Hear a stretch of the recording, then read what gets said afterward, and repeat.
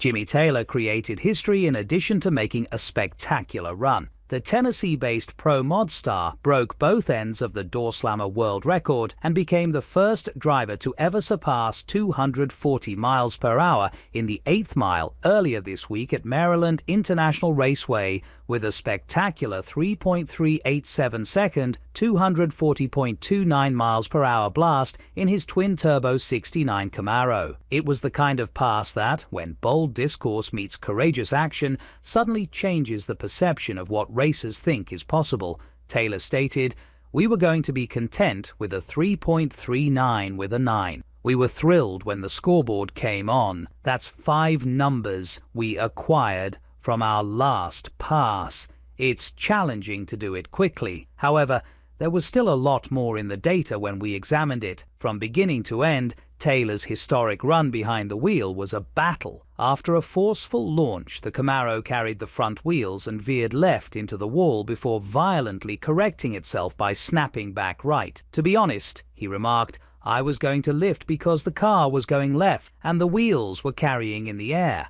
The wheel jerked sharply to the right after I turned it a bit too much. I didn't want to unload the car sideways. Therefore, I was afraid to let out. I knew I didn't need to lift when it eventually straightened up, so I chose to remain inside.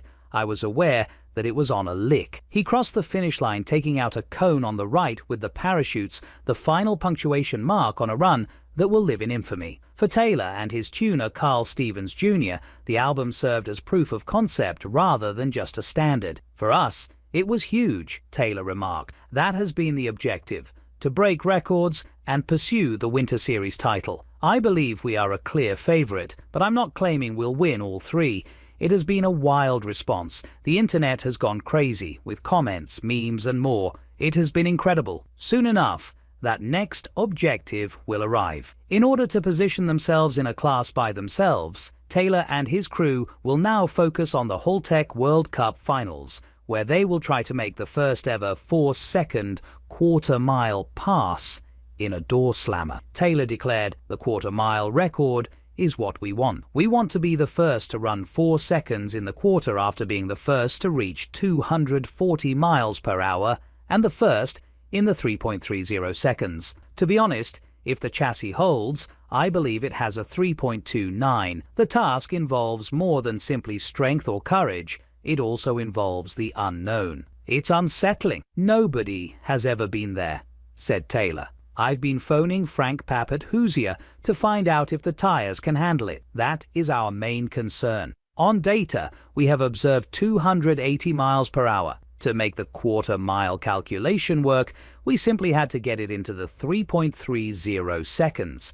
It has not been an easy road to the record." Taylor attributes his pursuit of speed at the edge of physics to a small army of collaborators and problem solvers. "Without my sponsors, I could not have succeeded," he stated. "Every pass Rossler transmission was at the track disassembling it and inspecting the gear sets. After we burnt the tiny converter, Marty at Neil Chance constructed us a larger one with higher clutch capacity. None of this would have occurred if any one of us hadn't worked together to make it happen. The team was troubleshooting even the night before the record." After Taylor demanded new tires, they cancelled their intention to try to stretch the car's legs for a quarter mile. He stated, "We had more than 30 passes on those tires. I requested a fresh set if we were going to run it out back. The tires trembled as we put them on, but we'll be prepared for it the next time." Jimmy Taylor is currently on the verge of shattering yet another record while the drag racing world looks down on him. His tenacity, unadulterated bravery, and strategic aggression have already altered the course of history, and he is far from done. "We're not finished," Taylor declared. "We're going to give it our all when we return to the World Cup."